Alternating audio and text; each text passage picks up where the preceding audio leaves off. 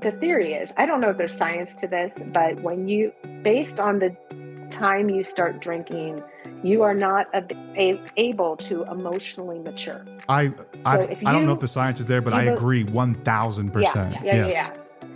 So if I became a heavy drinker at, let's say, college, 18, when I quit drinking, I'm working off the emotional intelligence of an 18-year-old. Hell yeah. Yep. And there's a lot of growth to be done there. Oh my God, yeah.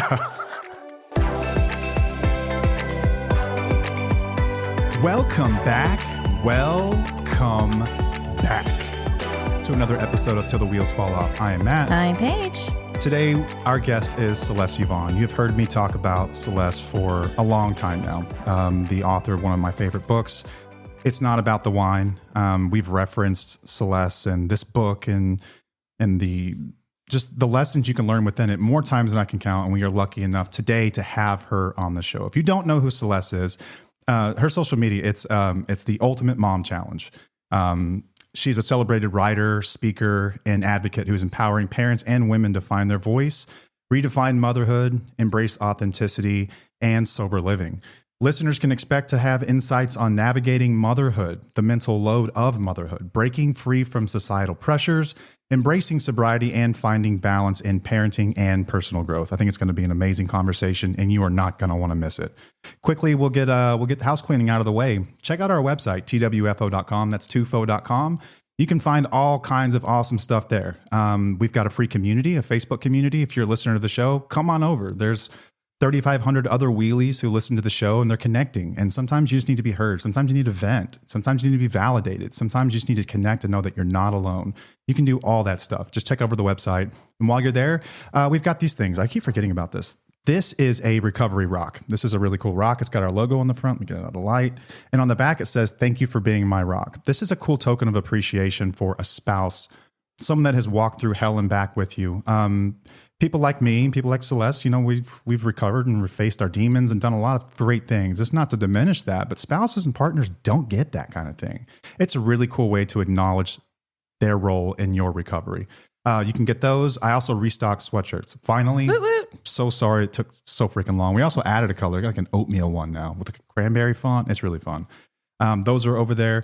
You can also check out our newsletter blog. You can sign up for that. I promise you I will not spam you or send you weird stuff.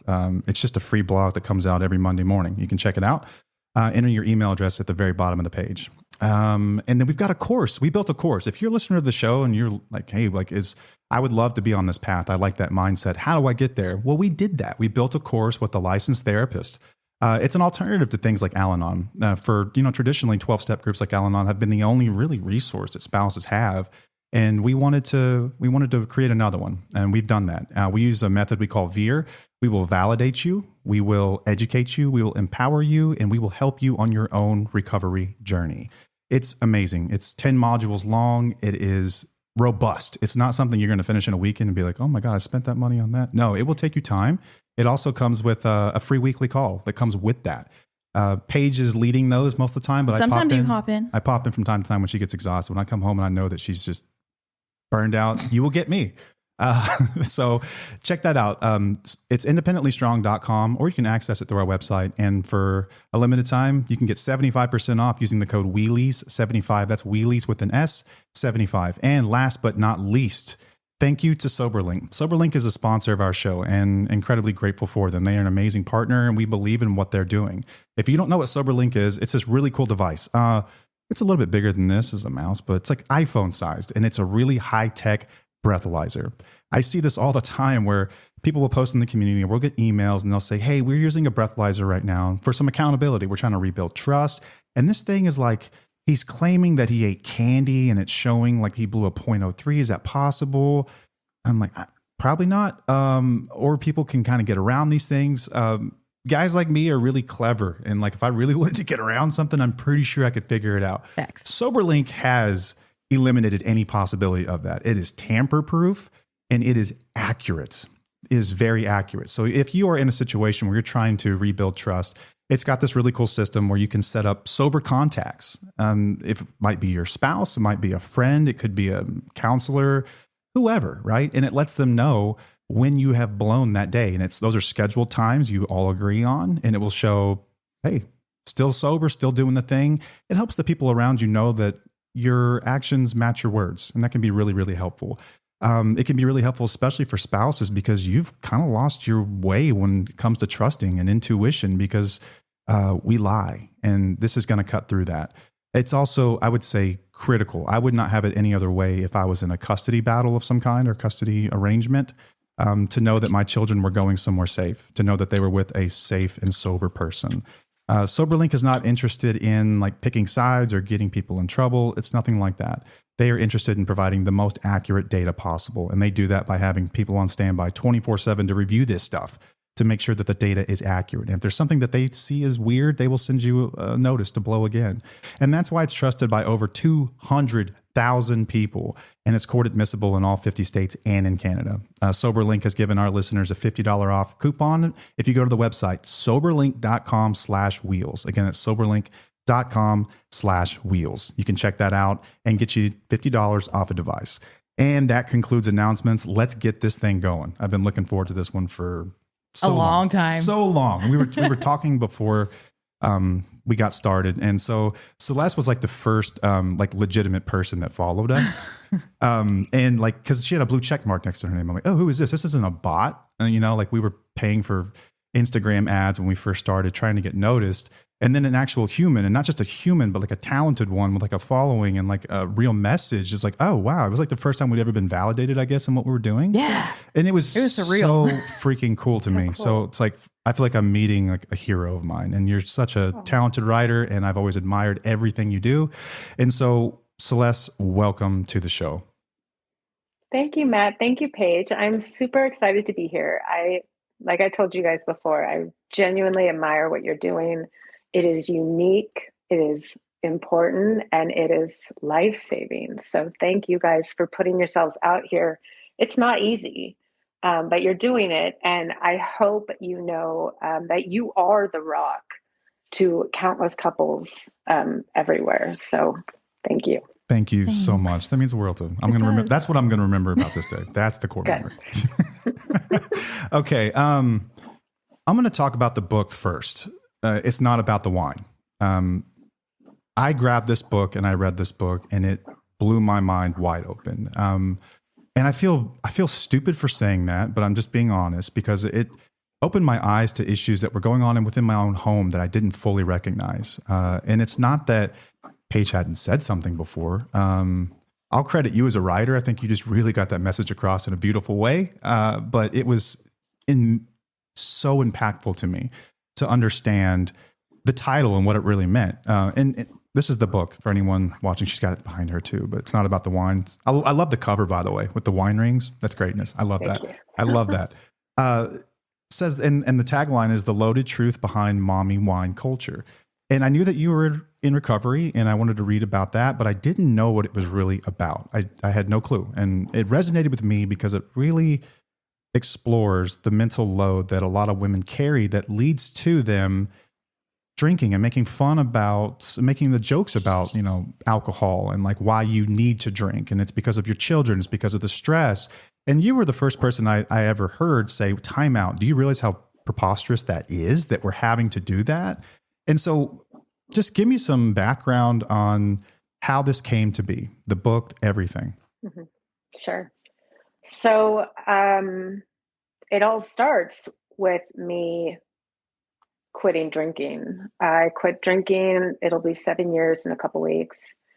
Congratulations. 2017. Thank you. Very end of 2017. 5 days before Christmas, the worst time. What a time to pick. What everybody says, right? And of course, I don't think anybody picks their sober date. Our sober dates pick us. Yes. But I think it was very telling that I quit drinking just before Christmas. We had 3 holiday parties that weekend, and I wasn't even drinking excessively at those parties, but it was just this build up of just like it was never enough. it was never fulfilling. And I always woke up the next day feeling like shit. And so I quit drinking that Monday after a panic attack when I got to work. You know, they talk about the Sunday scaries. Well, this was the Monday scaries, and just getting to work, my email was kind of cranking out in the morning, you know, when it's been Oh yeah. offline for the weekend and you're watching it all kind of show up on your screen. And I had this panic attack.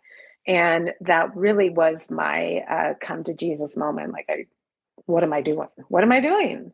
So I quit, but I really quit reluctantly. I didn't know what I was doing. I was not an alcoholic. You know, that was like my in my gut. I was like, well, you know, I'm doing this, but I'm not doing it this way. And it was very, it felt like so begins a future of deprivation. Like it was as unwilling and unmotivated and unexcited as humanly possible. Um, And it wasn't until I was about a year sober that I was like, okay, this is how I want to do this. Like, this is the life I want to live. This is everything I was hoping for. I'm all in. It took me a whole year to like be able to say, I'm committed to this. Uh, but it was after that I started asking these questions like, why? Like, why are so many women drinking? I mean, the stats show that especially right during the pandemic. But leading up to the pandemic, from the 2010s through 2020, the buildup for women's drinking was skyrocketing.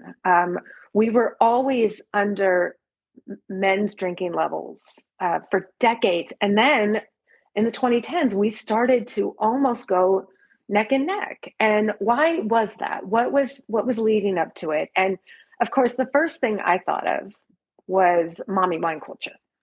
That was my first, like, I need to dig into this because mommy wine culture, you know, is this narrative that playfully jokes or implies women need alcohol to survive our children, to survive raising our children, to survive parenting our children.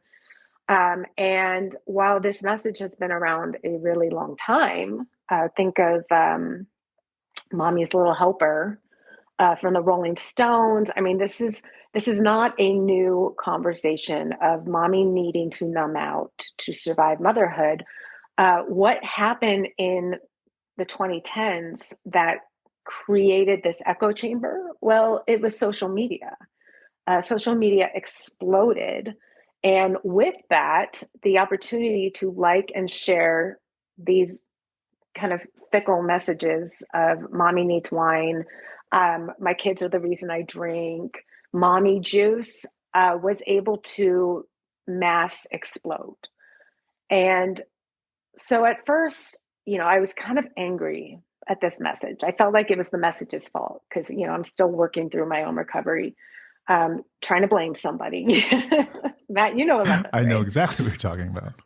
And it wasn't until, you know, I started digging deeper. It's like, well, why does mommy wine culture resonate so much? And I was thinking about, you know, why was I using it to cope? And that's when I made the connection to the mental load of motherhood.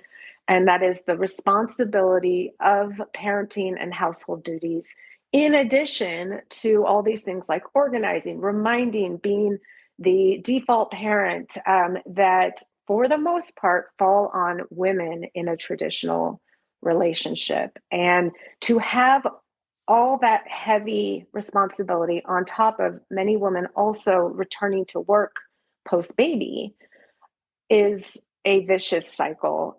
It is leading us down sometimes a very dark path where our mental health gets taken care of last. And I was certainly somebody who was susceptible to mental health struggles my entire life.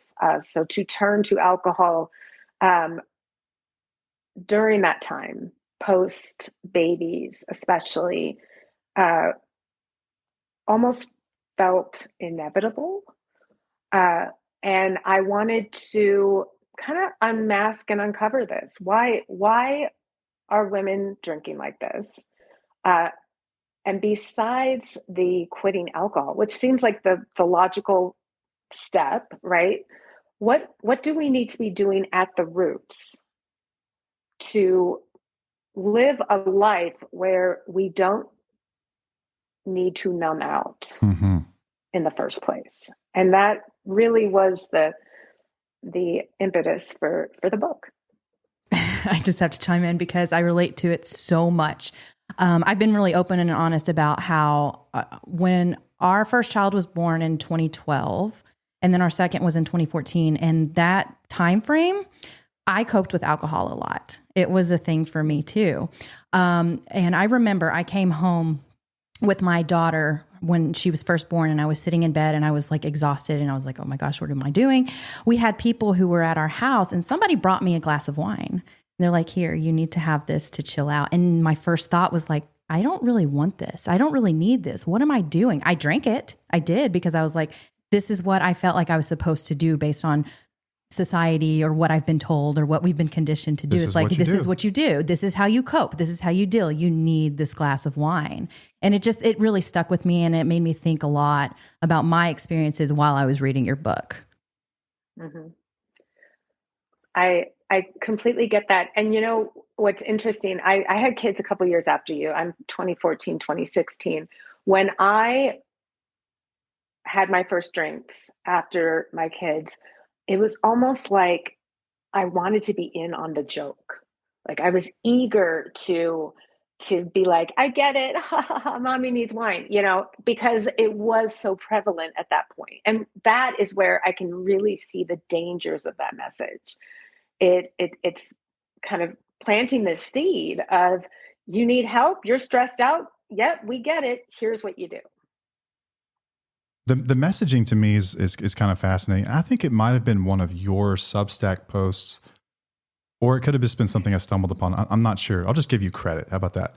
There was someone that had posted pharmaceutical ads going back as far as the 50s, maybe the 60s. And it was about various drugs that had been marketed toward women over the years, and like tranquilizers, benzos, Valium, I think. Yeah, Valium Valium was like primarily targeted toward women. And like some of these ads, like the messaging in the ads, it would have a woman vacuuming or something like that. And it's like, oh, everything that she's doing. Or sometimes it was really brazen and ugly. It would be like, you know, because mom snaps at everybody, she needs this. And it's just been something that's been sold to women for so long. And this is almost like a stepchild of that. I never got to see really much is. of the memes. Yeah. I know that because our algorithms are different, right? Mine's got like baseball and stuff. Yours is full of wine memes. But what are some of for anyone who's not familiar, like what are some of the common ones? Yeah. So first, let me say that definitely wasn't my Substack. But this message of connecting, even the word hysterical, the roots go back to like Latin female body parts, you know. So this connection between a hysterical woman or a woman who is crazy, you know, the gaslighting that women have received for so long, and in need of generally being drugged out to chill out a little bit, has been going on for so long, with that connotation. So yeah, the roots of it are fascinating. And I think the book that most opened me up to that connection was Quit Like a Woman by Holly Whitaker. But I have seen other books kind of tackle this concept that's way bigger than you know, mommy needs wine memes that started in 2010. Like we are talking centuries of this message that nobody wants a hysterical woman. Yeah. So yeah, just to get back to that. But for the mommy wine memes, the ones that I was reading that most spoke to me, and I have to also say, I was a writer. I wrote about motherhood before I quit drinking. I had a blog, and I was a perpetrator. I made some of the memes. I was part of the problem. So I carry some blame with that. But with that, the things that most, I remember reading a meme right after I quit drinking, when I was like, I don't want anybody to know, this is my secret. And it said something like, I base my child's play dates on which moms I want to drink wine with. I remember thinking that and seeing that and being like, I'm not going to ever have friends again. Like, if this is my future, like, I'm screwed, because who's going to want to hang out with the sober mom, the mom who says no to the alcohol at the play date? So, stuff like that, things that you don't think, or that you think are totally harmless. It's just a joke. I can't tell you how many times people tell me that it's just a joke. Lighten up, have a drink, all the comments we get. But it's tackling things that we are vulnerable about. Friendships, for me, it's hard. Friendships in motherhood are hard. And then, you look at some of the other memes, like, my kids are the reason I drink, mom juice, mommy needs wine. There's this onesie that people have sent me images of on Etsy, because now everybody sends me the worst stuff, right? Oh yeah. And it's a onesie, for a little baby that says, I'm the reason mommy drinks.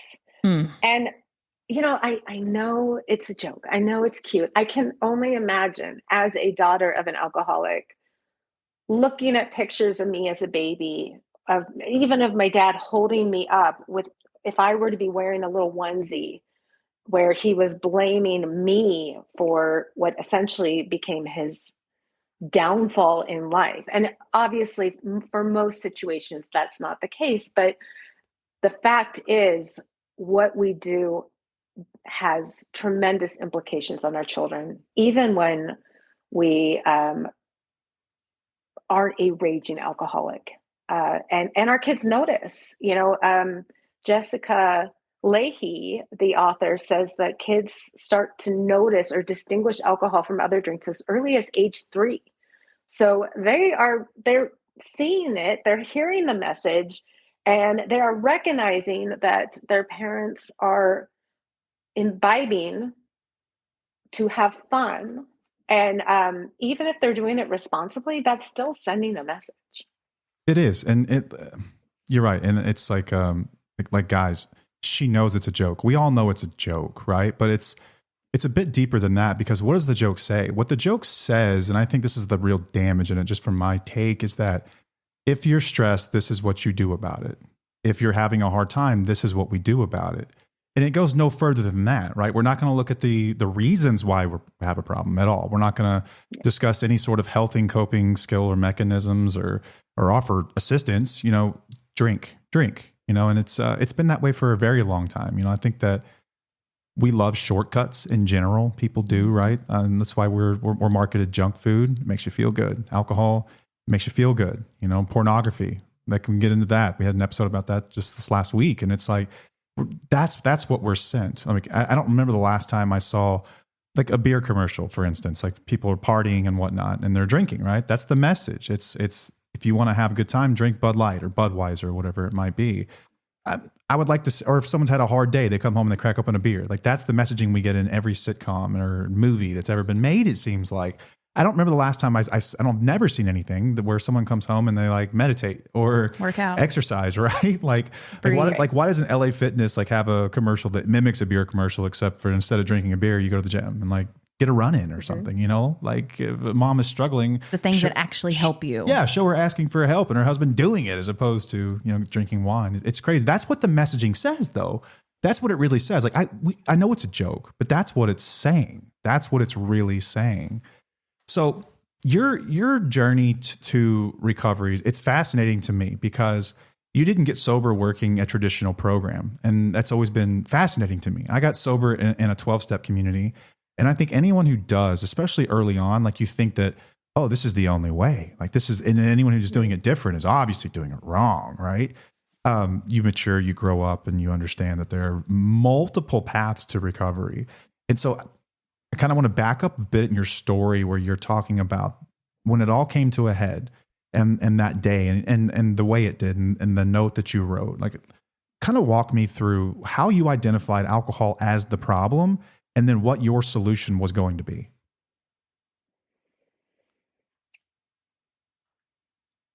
You know, my decision to quit drinking that day was months in the making, even though I didn't know it, right? You have convincing moments, and I had, looking back, I can see I had multiple convincing moments that led me to that day. But on that day, it was that panic attack and going to the ER, realizing I'm not dying, but that connection immediately paralleled me to my father.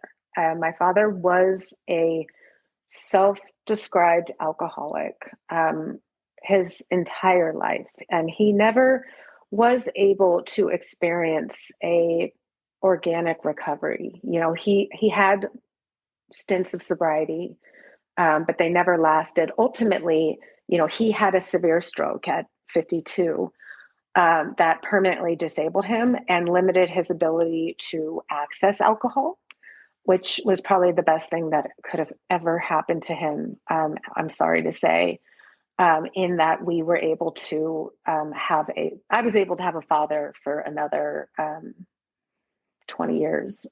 He did die about 5 years ago, but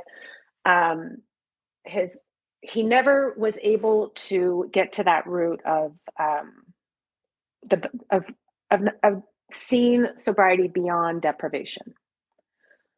So, you know, I guess some people would probably call him a dry drunk towards the end. He genuinely just couldn't access alcohol. But he never was able to go through the emotional sobriety side of living and the joy that comes with that. But when I had that panic attack on that Monday at my office, the connection and the cognitive dissonance I was able to have leading to that point, saying, I am not my father. I am not his problems. I'm not an alcoholic. His drinking looks so different from mine. To converge that day was my moment of clarity and holy shit, what am I doing? And it was the most honest I had ever gotten around my own drinking, to finally say, what am I waiting for? Am I waiting for the stroke? Am I waiting for my husband to take the kids and leave? Like, what am I waiting for? Because I had seen firsthand through my father how this can go down. And it wasn't pretty. It was so destructive to our family unit. I was 15 when he had that stroke. It changed our lives forever. And I didn't want that for my family. No one does. But I had that firsthand experience. I had that example of what could happen. And to have just that brief moment of clarity of, if I don't do something now, I might never have this chance again, was what basically scared me sober that day. Now, I still refuse to call myself an alcoholic. I still refuse to go to AA because I had seen how, or I believed it failed my father. So there was just really heavy feelings there. And I wanted to do this my own way. Looking back now, you know, I think AA would have been a much better option than just trying to go cold turkey like I did. I think I made it way harder on myself than I had to. But at the time, I believed it was my only option. So, you know, everything in hindsight. When people ask me how did you quit drinking, I say, I'll tell you, but don't do it. Don't recommend like it. I did it. Yeah, it was the worst way to do it. Don't do it like I did it. But I'm happy to share my story. Just don't use it as a shining example. So that's what's so interesting about your journey to it, because I read everything you write, and I know that we've arrived at the same place. You just went about it a different way.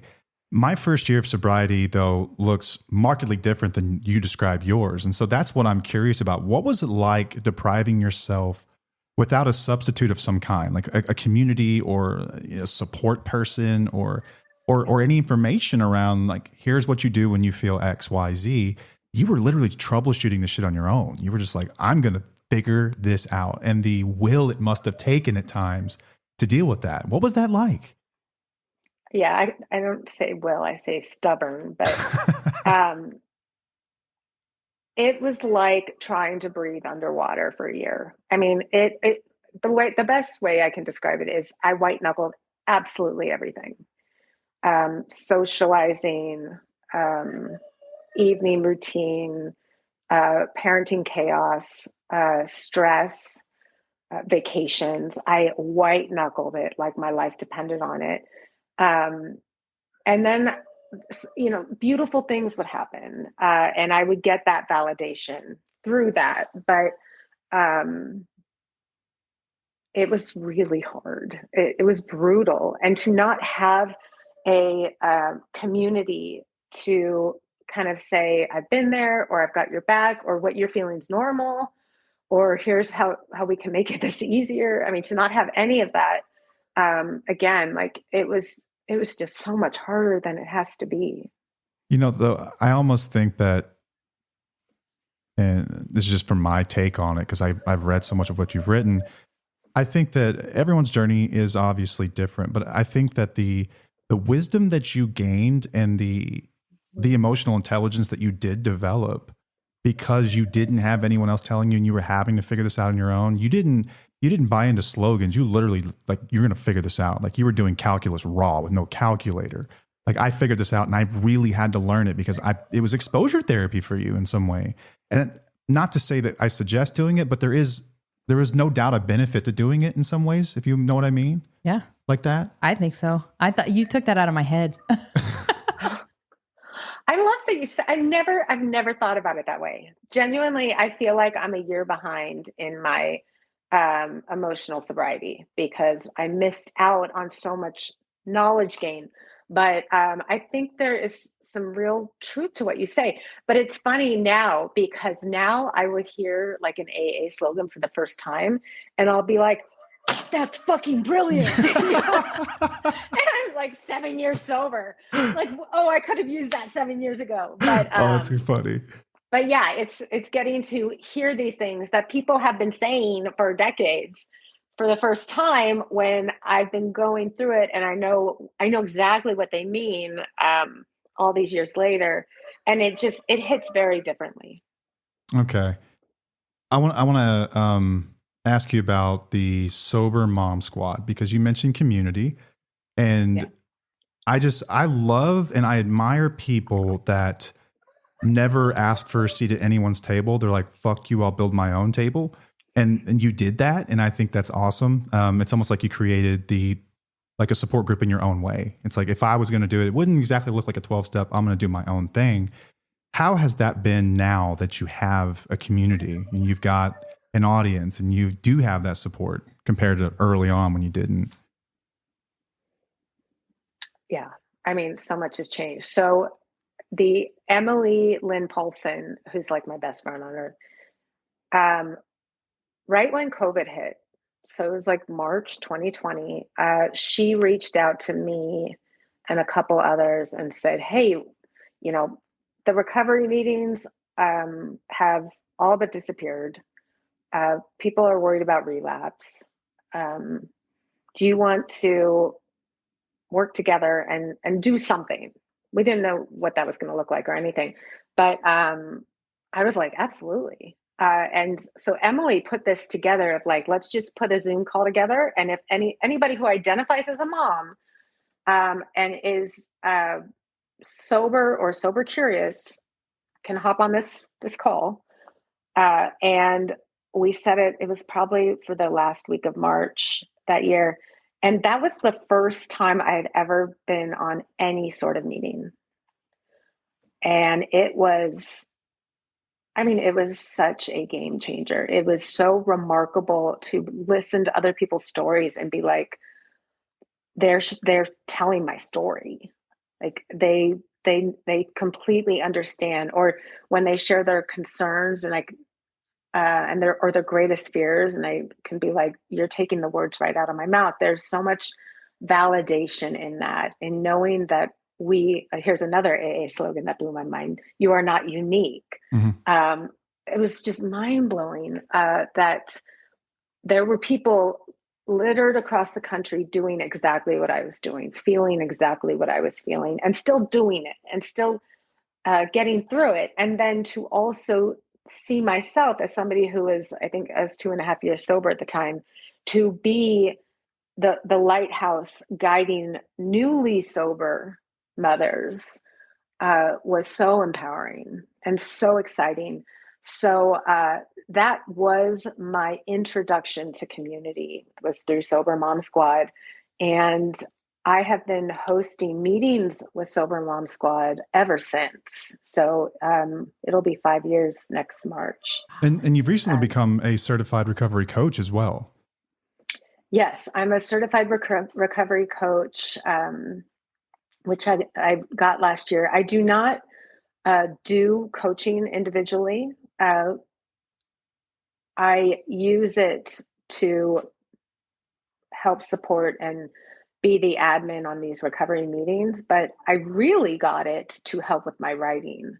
I was like, if I am going to be writing about recovery, and if all these people want to follow me to help in their recovery, I want to have the responsibility of knowing what I'm talking about. So yeah, that was really the motivation for that. Recovery takes on new meaning when you see someone else get it from something that you've done or said. You know what I mean? Like you described being with other people. I don't remember who said it, but if you want to learn about something, you should read about it. And if you want to understand something, you should write about it. But if you want to master something, you should teach it. And then I remember the first time I had done that, helped someone else get to a place where they found like happiness without alcohol. Holy shit. Like I understand it better now. You understand it better now. It's sort of beautifully selfish. And so now I look for people I could possibly help, you know, not like Jehovah's Witnesses and stuff. I'm not knocking on doors or shit like that, but it's like, it just feels good. It feels good if someone reaches out and you're able to provide something, you know. I think it's awesome. You created a space that does that. And that kind of, I don't know, was that the beginning of your advocacy, or was it before that? When did the book was released last year, 23. Mm-hmm. So before that, you'd become an advocate in some way. How did you become a voice of all this?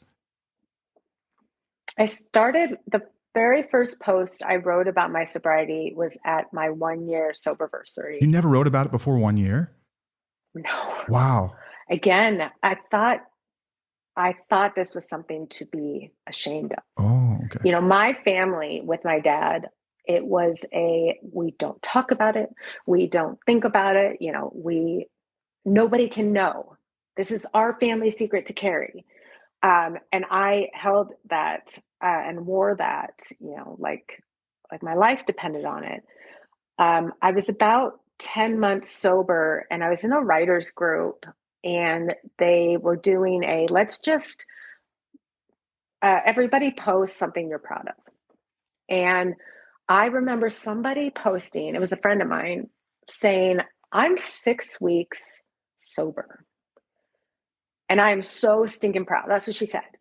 And that was the first time ever that I was like, wait, we're allowed to be proud of this? What?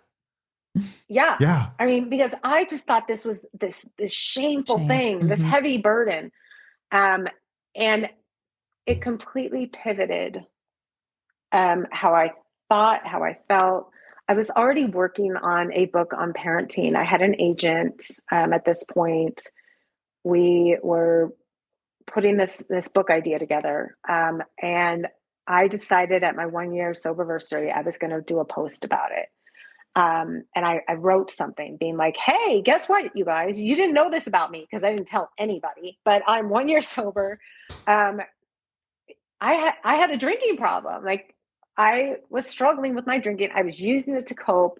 It was affecting everything. And now I don't drink. Now I'm learning how to do the hard things. And it's not easy, but it's worth it. And my agent emailed me that day and she's like, you got to put that other book aside. This is your book. Mm. And we were kind of playing with that idea of a sobriety book ever since. Wow. Not saying a word for an entire year and then suddenly coming out with it and just feeling like, oh shit, I found my voice. This is it. Mm-hmm. This is the thing. This is the thing that I have to share. And it's like what you said, like it was one thing to be like, I'm sharing this secret, right?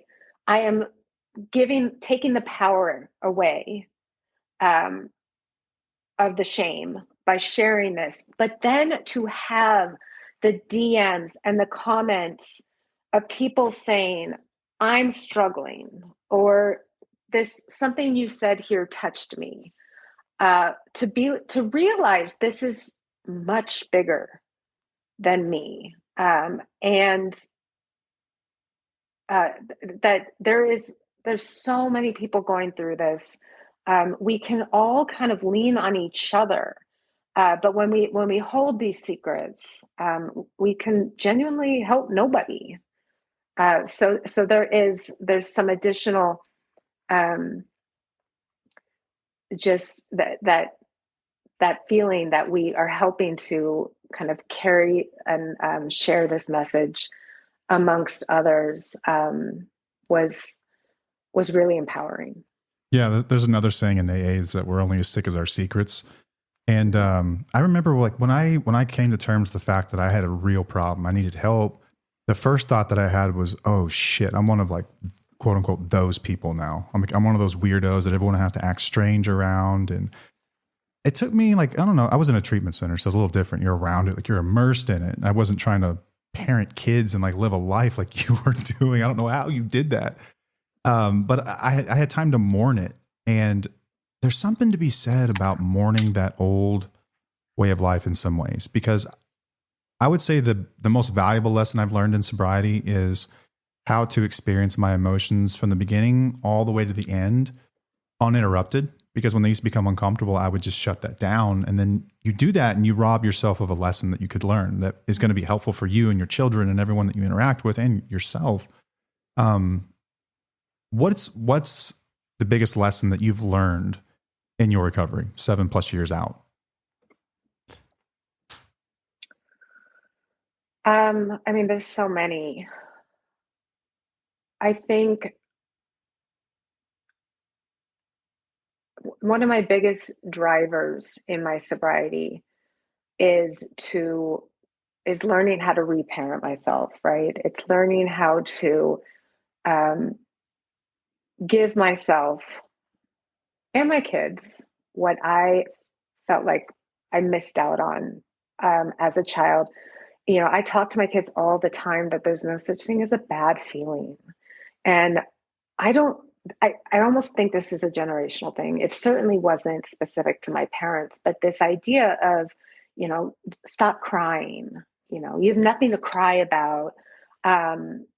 Shame on you, you know, all these expressions that came from being an 80s, 90s kid, of that emotion, that negative emotions were bad and or they were wrong. And having to relearn that as an adult is really hard. Like it's something I still push back on with myself all the time. I was just reading, and now I'm totally blanking on the book. It'll come to me later, but the author was talking about how even depression is a spectrum, that if you struggle with depression, you probably have it inside you at all times. It's part of your brain. But it's riding kind of this roller coaster wave where it picks up momentum sometimes and it goes back and kind of hides out, and you don't even notice it other times. But it's not something where you either have it or don't. It's a piece of you. It's a part of you. And for me, being able to say like, that's not, that doesn't make me, I don't know. Even the word mentally ill kind of like, there's not necessarily something wrong with that. It's learning how to manage that, learning what to do about that, learning that no feeling is final. That's the empowerment. It's not learning what to do to numb it out momentarily until it comes back tomorrow. Yeah, it's not getting rid of it. It's not judging it. It's actually accepting it, acknowledging it, and having awareness that we have a place. There's a place for all the feelings and all the emotions that we have. We try to teach that with our kids as well, and that's breaking those generational cycles. And it's really, really hard because we think we just always need to be happy. We always need to be comfortable. We always need to fix that emotion. When in reality, they're real. These are real emotions that we all need to feel. I love how you expressed that. That's great. And in recovery, you have to learn how to take care of yourself in different ways. And you start to realize slowly but surely some of the underlying stuff that's going on that you've probably really never paid attention to. I want to talk about self-care for a moment and the ways that you now care for yourself where you didn't before. So you used to come home and used to have a really stressed out day and you never paid attention to where did that stress come from. What do you do now? Have more conversations, exercise? What do you do? The thing I hate about self-care is that self-care that works the best is generally the ones that feel the least good. Always. Like, right? Therapy. I hate therapy. Let's get into that. Why? Having to, like, I'm an introvert, so having to talk to somebody for an hour one-on-one, like we're doing where here. I'm supposed to lead the conversation is basically my worst nightmare. And then, feelings on top of it, right? Like it's not just trying to keep a conversation going. You're trying to dig deep into things that you have been trying to repress that entire week. So therapy, I feel like, is probably one of my most important forms of self-care that I look forward to least. This is not a bubble bath. This is not, I think the forms of self-care that get the most attention, but for me, it's therapy. It is taking my meds in the morning. It is going to the doctor for routine appointments. It is going to the dentist. It is getting my mammogram. These are the things that aren't fun to do. You don't get a sticker afterwards, but they are what I do to take care of me. And I have to say, and this might be, I don't know if this is like this for dads too, but for mothers, it's so easy for us to take that part off our plate and be like, I got to get the kids to the doctor for their annuals. I got to get the kids their meds. I've got to get the kids their groceries for the week. I will take what's left over. And, oh, look, there's no time left for me. It's fine. I don't need a mammogram this year, whatever. To say, no, I'm doing this. And that self-advocacy, that's its own form of self-care.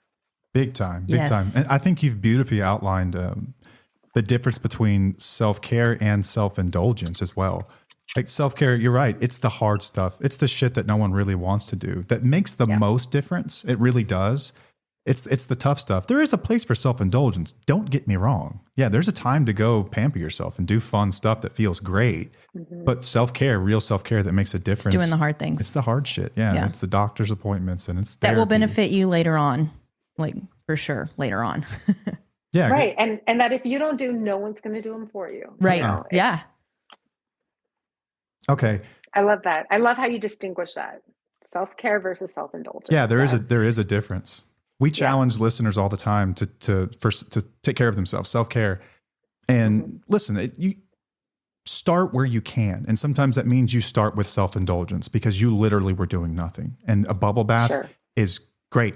Brushing your hair, at least thought about yourself today rather than a partner who's struggling or how terrible things are. Like you're going to focus on you, turn your phone off and just get some you time. And I think you did say something.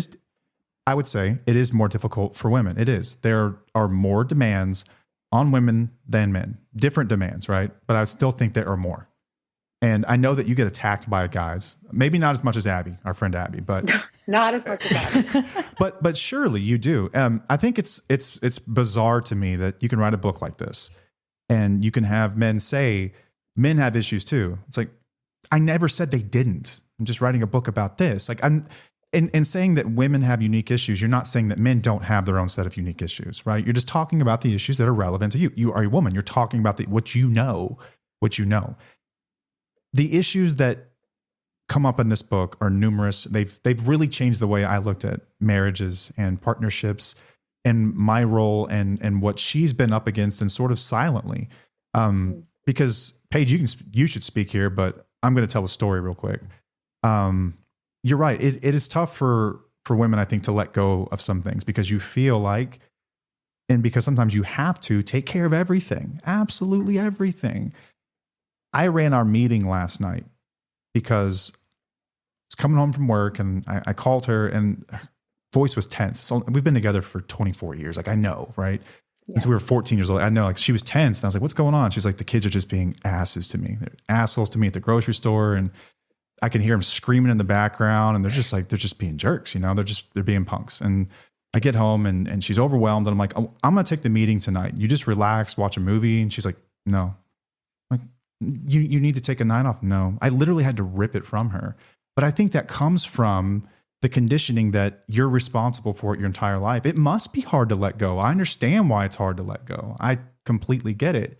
And these are issues. I'm not saying it's all women and it's not any men. I'm just saying this is the issue we're talking about at this moment is what's in this book and what you both have experienced, I think, when it comes to issues that are unique to women and why that drives so many people to resort to alcohol. So let's talk about some of those issues, the issues that you encountered, the issues that Paige has encountered, and let's get into that.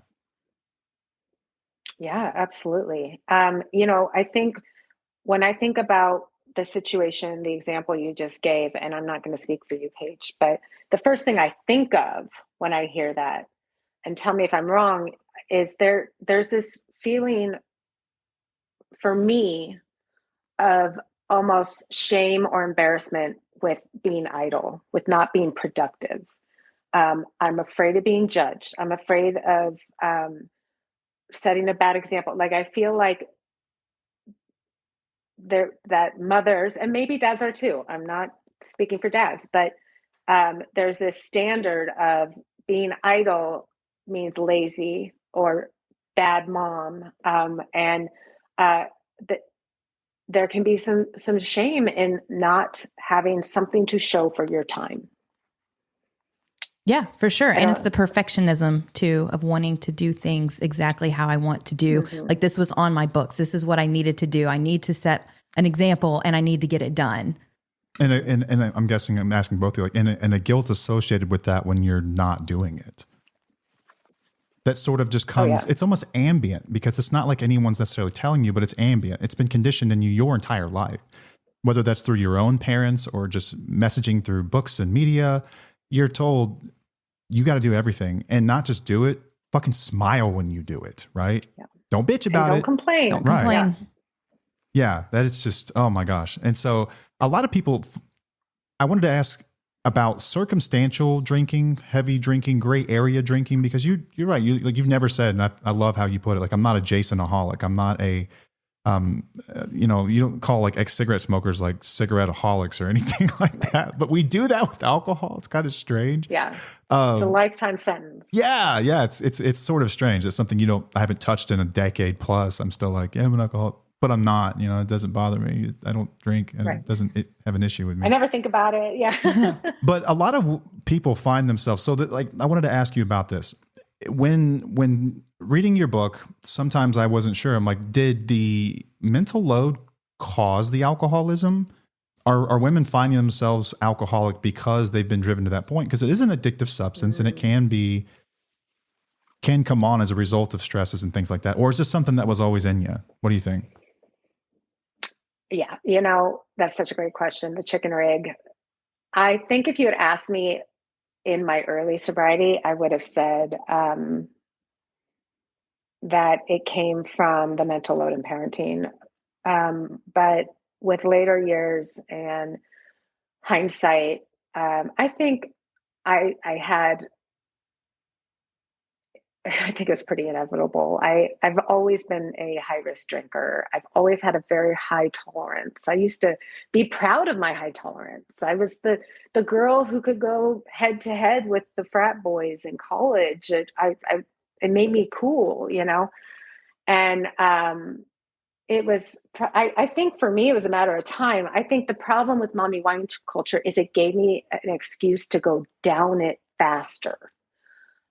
Whereas the last thing I needed to be doing during those early years of motherhood, where I felt like I was losing myself completely, was turn to alcohol. But there I was, um, relying on it to get through the day. And as you know, it's the absolute worst thing you can do for your mental health. And I had to learn the hard way, and I had to learn it pretty fast. Messaging around alcohol is that you need alcohol to have fun. And when you get sober, you figure out pretty quickly, this is literally what we're told, is that you have to have it to have fun. Like everything, it's like, that's the messaging. It's like, and so my first year of sobriety it was weird. I remember like going to a party. God, I was probably a month sober. Yeah. And we had like a code word. I don't remember what it was, but I was like, if I start to feel uncomfortable, I'll give you a code word. And we had talked about it beforehand. I was like, I want you to enjoy things. Cause I was pretty resolute on not ever getting in anyone else's way because I didn't drink. But I also learned pretty quickly that drunk people are fun to a point, and then they get annoying because they just like repeat themselves and like they spit when they talk, and they get like, they're close talkers. They get like real close, you know, and uncomfortable, like touchy and shit. It's just, it was weird. You have to learn how to have fun again in a lot of ways. And as a mom, as a new mom, especially, what the hell did you do? How'd you spend your time if you weren't in these social groups? Like what did that look like? I always wondered, like, what were you doing up there? Well, as you know, the first year I wasn't having fun. So that wasn't even, You weren't that doing wasn't a problem. anything. You were just like living life as if, just not drinking. Yeah, I was doing everything the same. I was going through all the motions, but I was white knuckling it, um, like my life depended on it. You know what I've realized, and actually this would make a great Substack post. The the idea of fun, what fun means, changes so significantly in sobriety, because when you are able to separate what I used to consider fun, which is a short dopamine high, realistically, to what I now consider fun, which is doing something that I'm moving my body, I'm talking to people who fill my soul, I'm I'm seeing something that feels or looks beautiful. That is what fun looks like to me now. And I just think when you talk about, well, how do you have fun now? I think I've learned how to actually have fun, which is so important, and is what brings me closest to when I was a kid, right? When we did know how to have fun without this quick dopamine fix that alcohol or drugs can bring us. When we were able to experience things in the moment.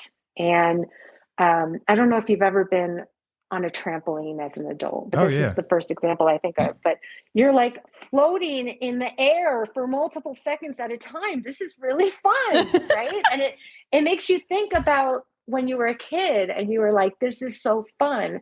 And it's like, how did I lose sight of this?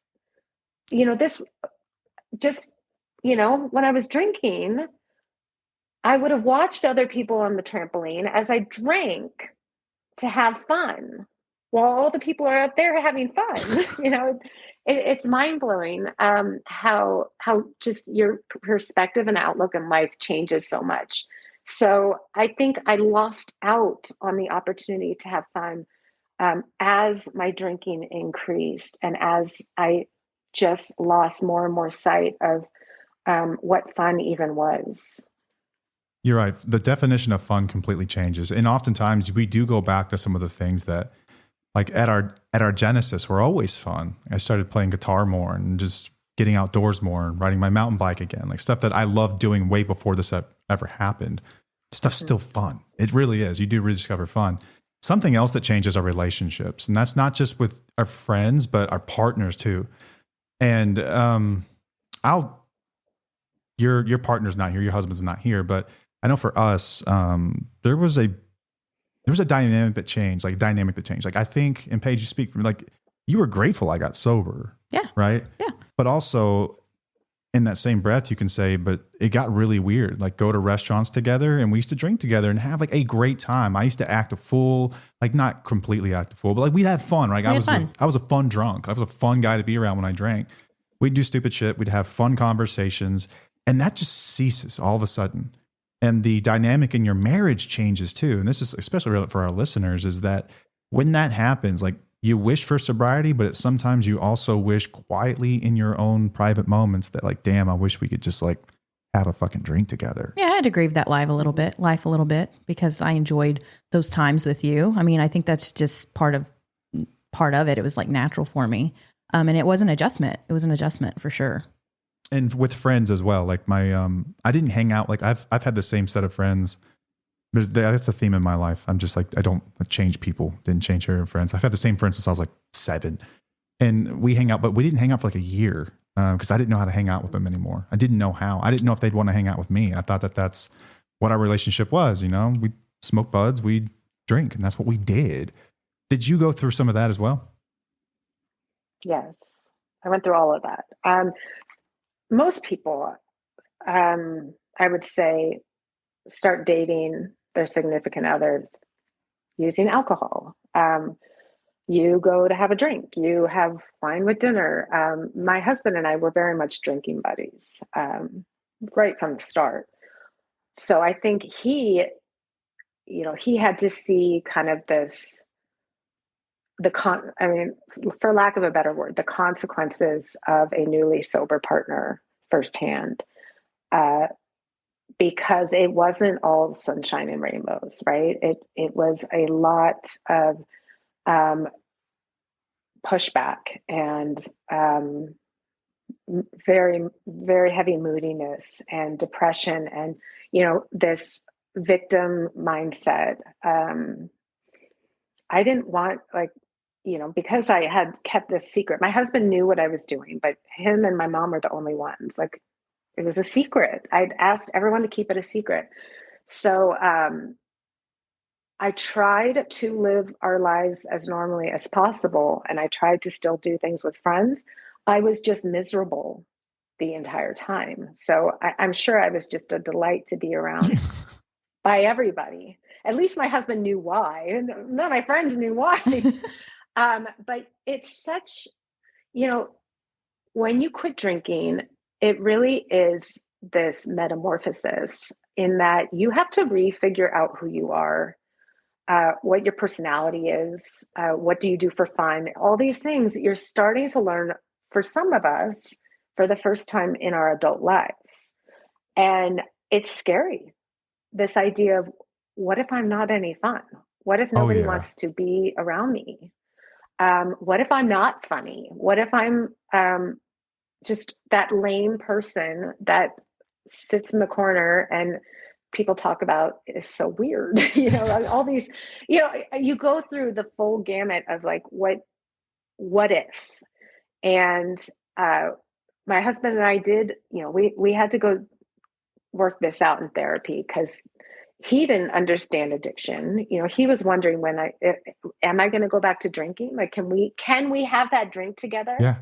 In a couple of years? Like, he's like, I know you've got to go through this right now, but maybe this is something I can look forward to later. And, we had to kind of have these really heart-to-heart conversations about what this means, what this was. Oh, and by the way, let me go through all the secrets I've been keeping from you with my addiction. So you understand that this isn't just me doing a 30-day cleanse. Yeah, like, I really had a major drinking problem. Deeper, man. It's deeper. Yeah.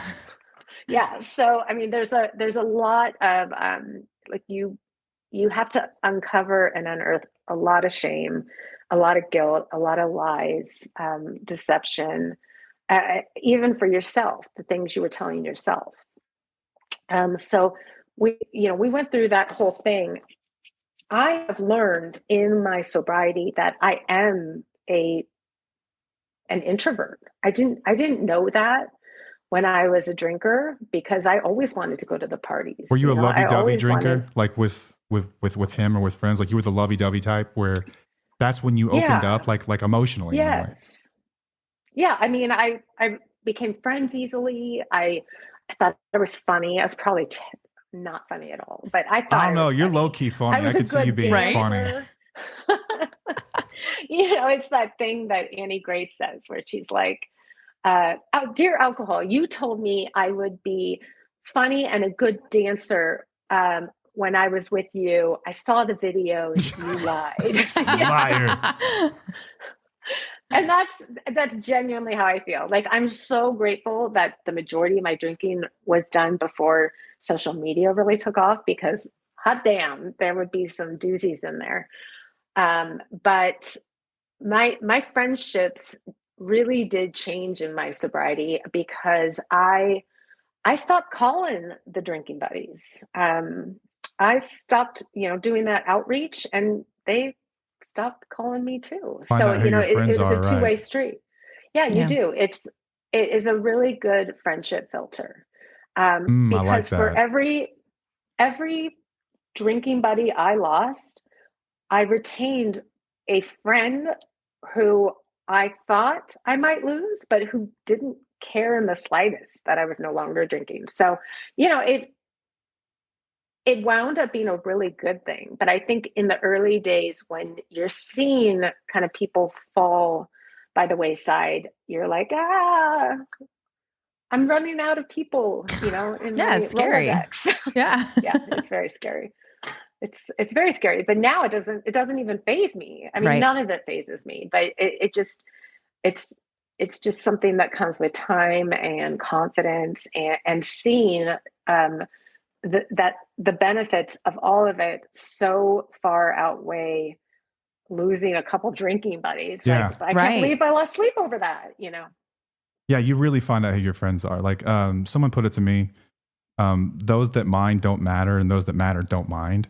And that was absolutely the truth in my life. Like the Totally. people that really mattered in my life didn't care. They didn't care. And you knew who they were pretty quickly. I was a, I was a fun drinker, but I've always been sort of extroverted, and I'm interested in talking to, you're like one of the second person we've had on in like 150 plus episodes is actually in recovery, just because I trust so few people's perspective in recovery. Cause there's some bad ones that shouldn't say that, but there are, it's just fact. I don't, There's some toxic ones. there are Yeah. some bad Yeah. ones, I love your perspective, but rediscovering emotional intimacy is, it's tough for a lot of people, especially introverts. But for me, like I had to learn what the language of emotions even were and like how to communicate that. Because when I would get hammered or take a bunch of pills or something, I would send her like these long essay text messages about how much I love you and how much you mean to me and what I'm willing to do to make sure that we make it. And like, I think that a lot of our listeners are used to getting shit like that. And if you're not cool talking about it, say pass, but what was it like for you to rediscover how to talk to your husband and like communicate that stuff again? It's still really hard. I'm a writer through and through. When I've got something to say, generally, I just write it out. But I think you get more comfortable with it through practice, through couples therapy, um, through the tools you learn in couples therapy. Our marriage therapist told us the coolest trick a couple months ago. It was like, um, when you say this, and whatever it is they said, I hear this. And then you say what, you intuited from what they just said. Mm-hmm. Am I correct? And just that can help kind of break the disconnect of what they said versus what you took from it so quick, so quick. So Just learning tools like that. The Dear Man tool. I was just talking about that in therapy. Like all the things I learned in therapy are like, I want to do trickle down therapy to everybody. Like, did you guys know about this? Like, you have to try this. It's amazing. But these are things that I think you can only start to learn and practice and grow from when you have the emotional capability to go there in the conversation. Ooh, I mean, I'm sure you've heard before that the theory is, I don't know if there's science to this, but based on the time you start drinking, you are not able to emotionally mature. I don't know if the science is there, but I agree 1000%. Yeah. So if I became a heavy drinker at, let's say, college, 18, when I quit drinking, I'm working off the emotional intelligence of an 18-year-old. Hell yeah. Yep. And there's a lot of growth to be done. Oh my God. Yeah.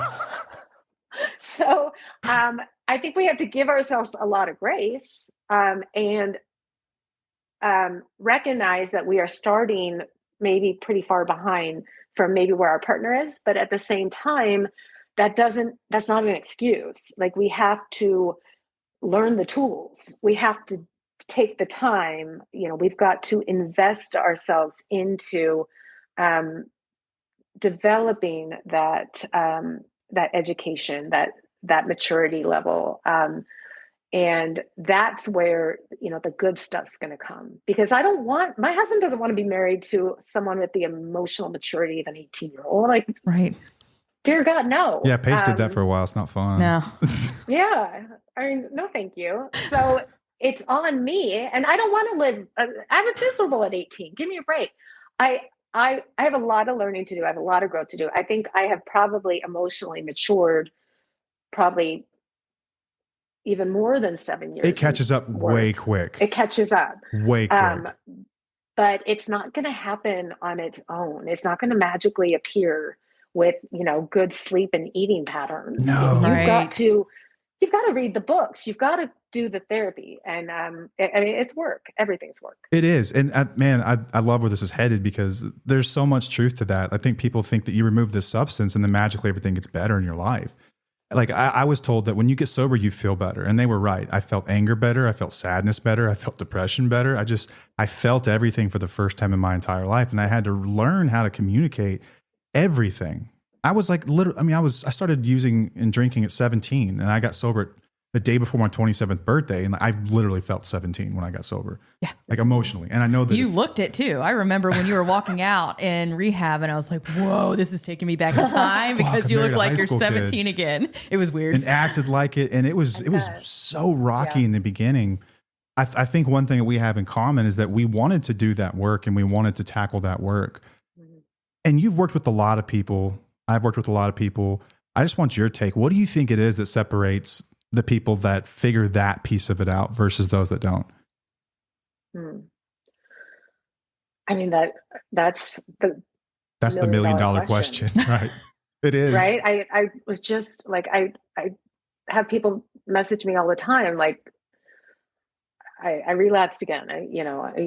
Why won't it stick? All those things. It can't, and we know this, but it can't stick until you are ready to go there. Yeah. I was on it. This is going to sound so stupid. I was doing a Peloton workout. This was years ago. And I think it was Jess King, the Peloton instructor, who's like, you already know what it feels like if you quit now, meaning quit working out. Right. Like, get off the Peloton. You've done that 100 times. Go sit on the couch. Yeah, you already know what that's going to feel like. It's time to find out what it'll feel like if you keep going. And that, to me, is where you need to be to say, this is the one. This is the one that's going to stick. Because you have to be ready to say, I'm ready to find out. And I just don't know how else you can know, or that you can say, like, this is, Like this is it. It can't just be based on consequences, as we know. It can't just be based on enthusiasm or how much money you're willing to spend. Like or that has boundaries or nothing to do any with of that it. stuff. Yeah. Or ultimatums. Like it has to be where you are at this place in your headspace where you're like, I need to find out what happens when I keep going. Yeah, it's like it's intrinsically driven more than anything, I think. Outside consequences, I've seen people go through, oh my God, hell and back. You know, like 10, 12 treatment centers, prison sentences, you name it. But it's like one day you decide, I'm done. I'm on the record as talking about addiction as a disease and the choice model. And there's a bunch of different models of addiction, but a lot of people, and I think this is really especially true. Maybe it's just the 12-step sort of like vernacular that gets thrown around. It's like, you can't be mad at people. They have a disease. You can't be mad at them for that because they have a disease. It never felt like a disease to me. Like it didn't. Like, I don't know another way to put it. Like when I first heard that in AA, I remember like this guy was talking, he's like, my disease is out in the parking lot doing push-ups trying to kill me. And my disease wants to kill me. I'm like, I don't relate to that. Like that thing you said earlier, I liked, but that sounds dumb. And I remember like hearing that and asking myself, like, disease, like I don't know another disease that operates like dependent on my choices. You know what I mean? Like in the beginning, it was a lot of bad choices that led me to this place. And I think that there was a moment when I could have stopped and I didn't. I don't know when that was though. I don't think we ever do. Right. That's like the bitch of it all. Mm-hmm. And then at some point you do get stuck in this cycle where your brain is absolutely working against you and it feels like you can't quit and you feel like you don't have a choice, but then it's bookended by another choice. Like it's a process bookended by choices. Like at some point you choose and then at some point you also choose. I don't know another way to describe it because I've also seen people that seem hopeless, like completely hopeless and lost and burned in it. So I think it's maybe a spectrum. I don't know. Where do you stand with all that? I mean, this is going deep. I believe it's a spectrum because I think my dad reached a place where it was no longer a choice. Right. Like exactly what I'm referring to. Yeah. Yeah. And that was such an impetus for my quitting. It was like, I have to quit now while I still have the choice. Because I've seen what happens when you lose that ability to say, I choose my family. Like innately, anybody would choose their family or their children, or life over the death of the hell that is addiction. Like there's no choice to be had. But when you lose that neurological option, like it's not even an on or off switch anymore in your brain. It doesn't matter what the consequences are. It doesn't matter what the ultimatum is. And I saw that firsthand with my dad. And I don't know if that is from the consequence of drinking for as many years as he drank, or if it was genetic, like I don't know. But one of the biggest reasons of my own, like, I have to quit now was like, if I don't do it now, I might not be able to later. Yeah. Do you ever have those moments where you're like, maybe it was a phase, maybe I'm not an alcoholic after all, but then you think about what you've gone through and the fact that you're even asking that question is almost affirmation that you absolutely have a problem. It's like, if all this stuff I say is true, but yet I find myself like fantasizing, it's like, ooh, isn't that just confirmation? Do you do that same thing? I find myself doing that. Oh, totally. I think we live in such a alcohol infused world. It's everywhere. It's all the time. It surrounds us, even with, my friends and family. Like it's constant. You can't avoid it. I don't know how anyone could avoid it. So, I will be on social media and I'll see like a joke. Here's a stupid one where the one with the woman being like, I'm quitting drinking till Christmas. And she says, oh shoot, I got to fix the punctuation.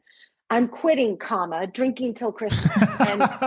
And part of me is like, yeah, yeah, that's funny. And then I'm like, wait, no, wait, that's not me.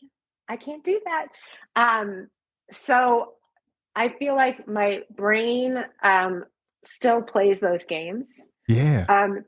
But all it takes for me, it only takes a second. Like we're talking a fraction of a Yes, second exactly. for It's like, me it's so quick. to pivot, but to be like, I don't want one drink. And I'll never want, like the idea of one drink sounds so dumb. So But as what's the long point? as I can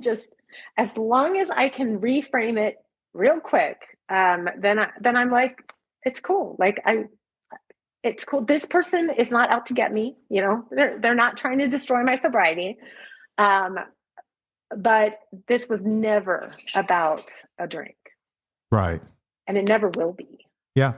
And I think that's why it's important to write about it. I think that's why it's important to talk about it. I think that's why it's important, because you get removed from it for long enough and you kind of forget those lessons. And like, this is a horrible thing, but it's the truth. The reason that I will still hit up an AA meeting is because I need to see the scouts come back with arrows in their ass and tell me that it doesn't get any better.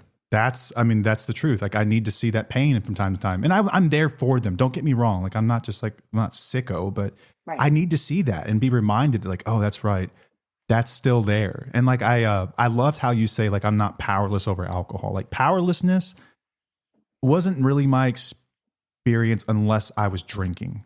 But like right now, like, I am not powerless over alcohol. I'm not.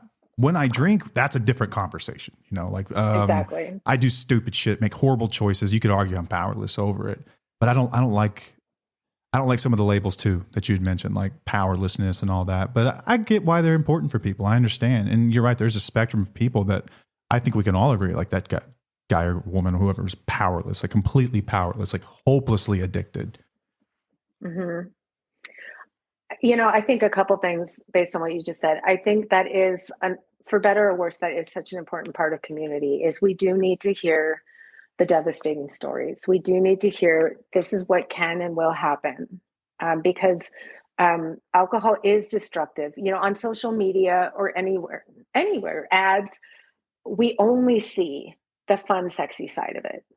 It's very hard to capture the destructive, ruining families, setting fire to your entire life side of it.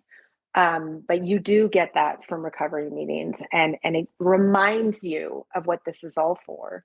But the second side of community that I didn't learn until obviously I was in a community is that our stories are impactful and empowering and life-changing, and we can be a force of good.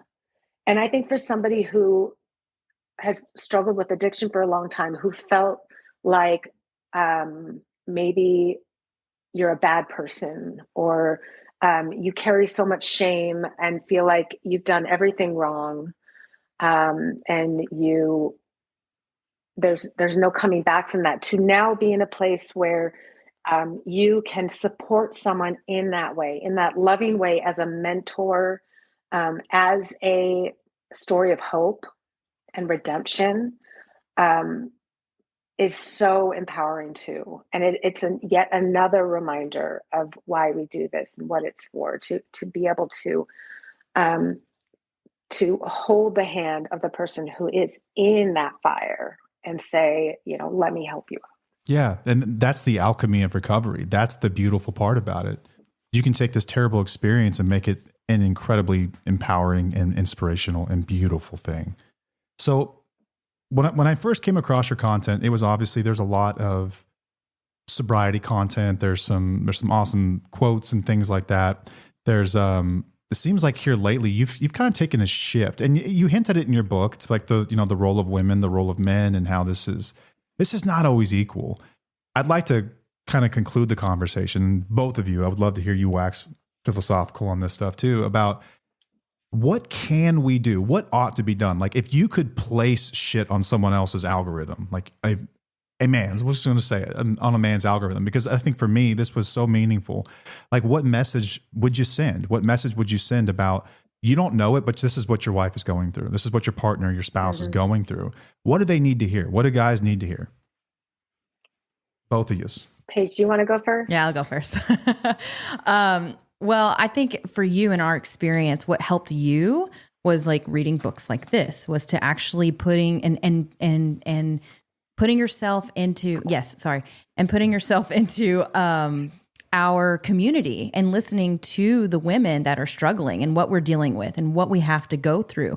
That was a pivotal moment for you. That was huge. You're right. It was huge. It was huge for our marriage. It was huge for you individually. So I think that the things that we go through just need to be put into your hands from somebody else besides their wife, because they're not listening to us, obviously. Why are we so dumb? Like, why don't we understand? And this is what was embarrassing about it all, was that when I read the book and I was like, how did I not see this shit sooner? Like, it's so weird. It's like brainwash or Well, something? when you're in it, you're not able to see it. Like it's different. You have to see it from an outsider's perspective and be like, oh, okay, I get it. Hear it from somebody else's voice, somebody else's words. And there's some guys, don't even know, there's some guys that just get this innately. They understand it. I wasn't one of those fully, and I don't know why that is. And I'm ashamed to say it. I wish I was one of those guys who's like, oh, I've known this all along, dumbass. How'd you not see that? But I didn't. And I would love to help change that narrative. I know that you're working at it. Like, what can we do? Support women better to help this stuff from occurring more, like the circumstantial type alcoholism, where someone can find themselves driven to the point where they have no choice but to just calm down with the substance. Mm-hmm. I mean, I think it starts in our home, right? It starts with where we live and having those conversations, those hard conversations that nobody tells you about in the What to Expect books.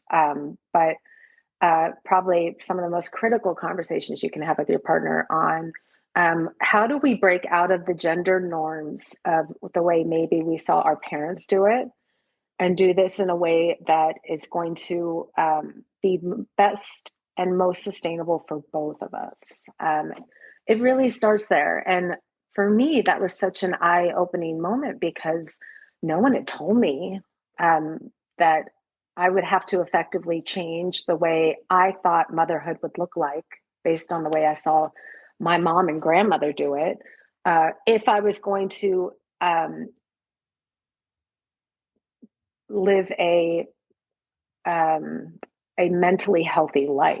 I mean, just for lack of a better way to say it. And that was really important. So I think it starts there, as with anything. But from there, and I think this is probably the shift you're seeing on my social media, is I'm seeing beyond that. We're having those conversations, right? And there's been incredible books talking about this. My friend Gemma Hartley wrote Fed Up, fabulous book about emotional labor. You've got Eve Rodsky, who wrote Fair Play, a really great tactical guide to redistribute household labor at home. But we have to think bigger. And the way I see that happening is through legislative change, through dismantling the patriarchal notions of where a woman's value comes from. What's important about a woman's, what women contribute, which kind of goes back to the conversation we were having earlier about this idea of an idle woman.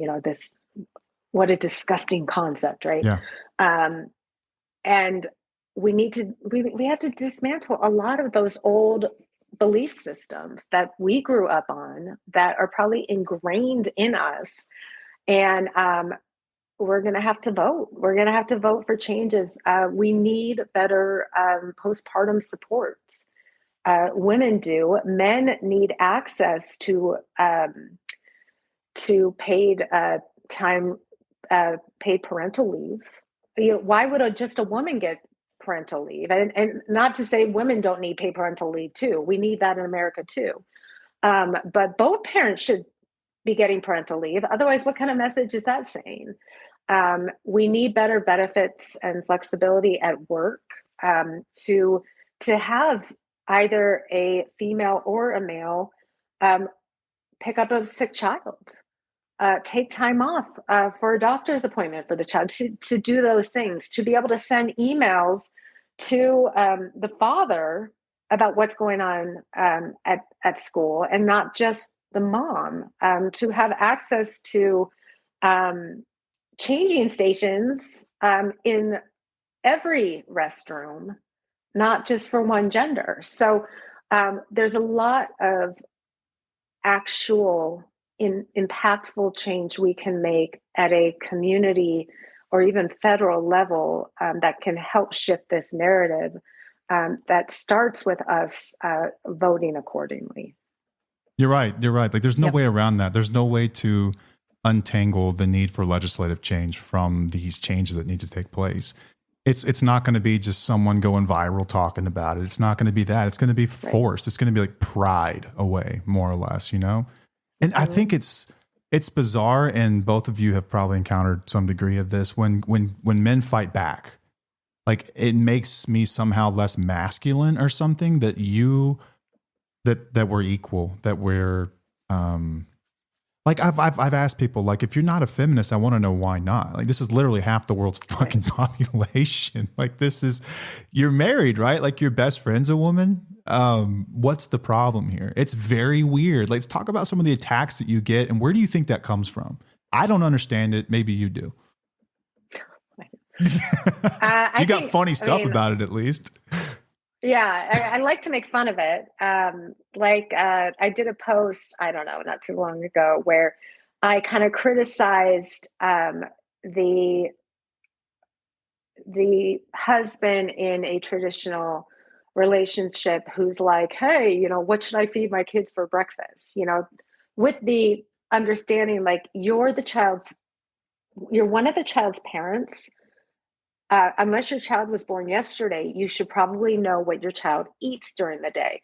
And there was a lot of pushback on that, being like, you know, one guy says, save that energy for the next time your car needs an oil change.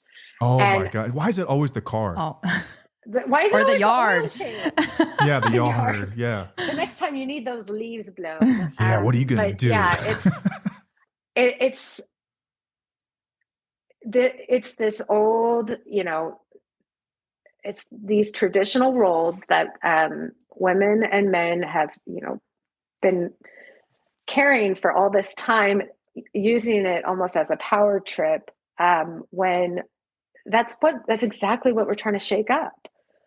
You know, who's to say that changing the oil is a gendered job? Who's to say taking out the trash is a gendered job?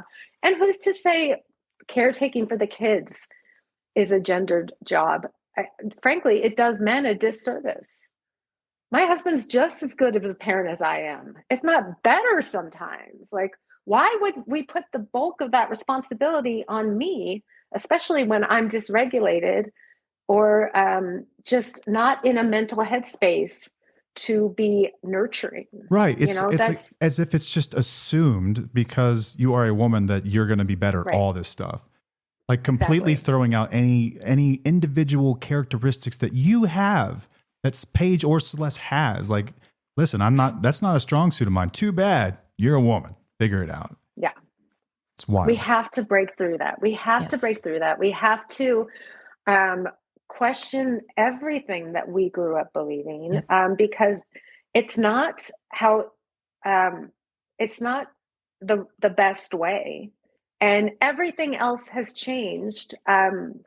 More women are working than ever. Why wouldn't we be changing corporate policies to be more conducive to that? Why aren't we changing what we say about a man's role or a woman's role accordingly to be more conducive of we're all different and we're all good at different things.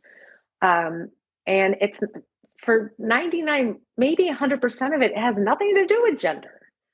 And we need to make these changes, and we need to enable the legislation we have in the United States to change some of these gendered labels as well. Yeah, and they do that, and then, you know, I don't know how long it takes. I mean, even then you have to break some of the, you know, social conditioning that people have, and geographic, and it's political. It's deep. It runs deep. I hope the conversation becomes more prevalent with men. I really do.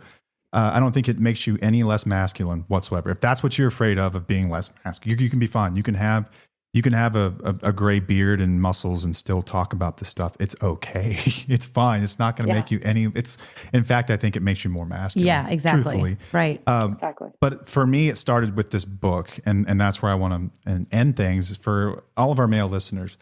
Read this book. Get the book and read the book and then apply the book. Your life will change tremendously and your marriage will get better too. You'll start to see the world in a different way. And why wouldn't you support your best friend? Why wouldn't you want to be an equal player in your children's lives? You know, why wouldn't you want to do these things? That's the right thing to do. That's the masculine thing to do. That's the right thing. Why can't we have these conversations? So any of our male listeners, get the book. And even for our women listeners, this is going to be an incredibly validating experience for you to pick that thing up and go through it. And Celeste, I can't thank you enough for writing it, for everything you do, for all the content you create, for all the, I mean, really, I digest your stuff. I consume it on a regular basis and I love it. I hope you never stop writing. I know that being a writer is a tough thing. You've taught me that. No doubt that it's a tough game out there. It's like content creation too. You can make something you think is beautiful and it's like crickets, you know, and then one day something goes wild and it's like, well, okay, well, it's persistence. You've taught me about persistence, if anything. Just thank you for being you. Thank you for coming on the show and giving everyone the time. I think is a great conversation. I love it. I'm so happy to be on here. You guys are amazing. I love how you have broken through so much of these taboo topics that couples don't talk about. And you're doing it publicly, which is really hard, but you are talking about the things that I genuinely wish my parents talked about. And what you are doing is literally changing lives and saving lives. So thank you for doing the hard things. Thank you. Thank you so much. Thank you. All right. Until next time, I'm Matt. I'm Paige. And we'll see you. Bye.